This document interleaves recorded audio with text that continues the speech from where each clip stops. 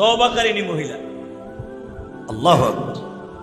এই মহিলা রসুলের যুগে, রসুলের সামনে মুসলমানের মাইয়া শয়তানের ধোকায় পড়া জেনা করে লাইছে। এক ইহুদির সাথে জেনা করে বাচ্চাও পেটে চলে আসছে। বুখারীতে আসছে হাদিস কানা, যাকে বলা হয় ইমরাতে গামেজিয়া। এই মহিলার নাম গামেজ গোত্রের মহিলা ছিল। এই নামটা হাদিসে উল্লেখ করে নাই। তো ইমরাতে গামেজিয়া এই মহিলাটা ইহুদির সাথে টাকার বিনিময়ে অবৈধ কাজ করার কারণে বাচ্চা এসে গেছে।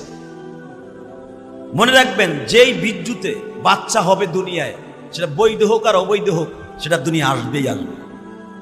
যেই মাখলুক হোক, মানুষ হোক, কুত্তা হোক, বিলাই হোক, গরু হোক, ভেড়া হোক, ছাগল হোক, যেই নাপাকি জিনিসটার ভিতরে আল্লাহ ডিম রেখে দিছে, যেই ডিমে বাচ্চা দুনিয়ায় হবে, যে মাখলুকই হোক, আল্লাহ ওই বাচ্চার দ্বারা দুনিয়ায় মাখলুক আসবে।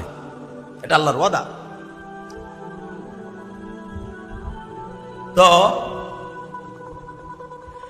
আল্লাহু আকবার।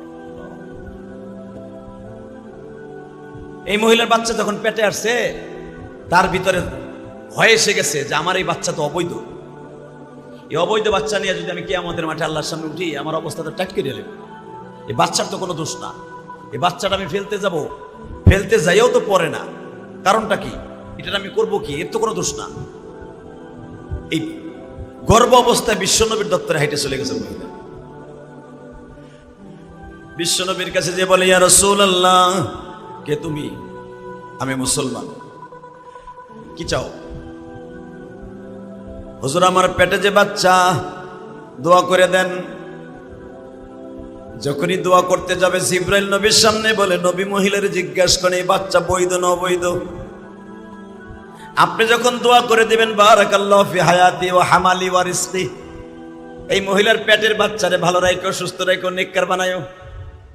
কিন্তু নবী গো, বাচ্চার কোনো দোষ নয়, বাচ্চার বাবাকে জিজ্ঞেস করেন। মহিলা কান্দে আর বলে, নবী গো, এই বাচ্চার বাবা আছে, কিন্তু সে মুসলিম না, তার সাথে আমার বিয়াও তো বৈধ হয় নাই। বিশ্বনবী বলে, এখন আর আমি তোমার সাথে কথা বলতে চাই না। এই বাচ্চা জন্ম নেওয়ার পরে, এরপরে বাচ্চা কোলে করে আসিও। সুবহানাল্লাহ কোন? এই ভীম ধরে গেছেন গে লাতিমের মতো কথা কন। মাগনা ওয়াজ শুনতেছেন, তাও আবার আওয়াজ নাই। জিহাদিনী বেটা লাখ লাখ টাকা দিয়ে ওয়াজ শুনে আর মাগনা উনি আ করে চলেছে বেটারা। এইবার আওয়াজ হইব মিয়া। তওবা কারে কয়? নবী বলে দিলেন, বাচ্চা জন্ম হওয়ার পরে বাচ্চা কোলে করে আইও। এই মহিলা পুরা 9 মাস, 9.5 মাস বাচ্চা পেটে রাইকে শুধু বলছে, মালিক রে, দুনিয়ায় কান্দাইও, কবরে কান্দাইও না। দুনিয়ায় কান্দলে আওয়াজ শুনে, মায়ের শুনে, বন্ধু শুনে, বান্ধবী শুনে, স্বামী শুনে, স্ত্রী শুনে, ভাই বেরাদার সবাই শুনে।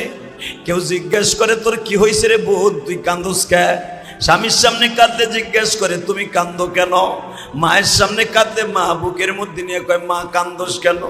কবরে যদি কান্দি গো মালিক, ওই কান্না তুমি ছাড়া তো কেউ দেখবে না। আর ওই জায়গার কান্না কেউ মুছাই দেওয়ার